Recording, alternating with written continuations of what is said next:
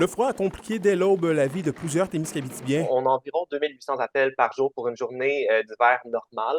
À 9 heures ce matin, on en avait déjà plus de 500 pour la province au complet. Donc, c'est une journée qui commence en force, on peut le dire comme ça. Chez Remorquage Richard à Rouyn-Noranda, c'est toute leur flotte, soit 26 camions remorques, qui ont dû être déployés sur les routes pour survolter des véhicules. Par temps froid ou par veille de temps froid, les remorqueurs chez Remorquage Richard rappellent les erreurs à éviter. Une batterie qui a plus que 5 ans n'a pas son efficacité 100% pour un véhicule. Donc, c'est bien de faire les changements d'huile, faire vérifier la batterie, brancher la voiture, puis éviter les démarreurs à distance à un grand froid comme ça, parce que si la voiture manque, le véhicule ne démarrera pas par la suite. Il va être ce qu'on appelle noyé. Là. Dans un contexte de climat nordique comme l'Abitibi-Témiscamingue, une question se pose. Voiture électrique ou voiture à essence? Il n'y a pas de bonne réponse, ça dépend vraiment de nos besoins. Le débat est lancé, mais ce qui est sûr selon CA Québec, c'est que chaque type de véhicule a ses avantages. Le véhicule électrique, premièrement, il va démarrer à tous les coups. Ça, c'est assuré.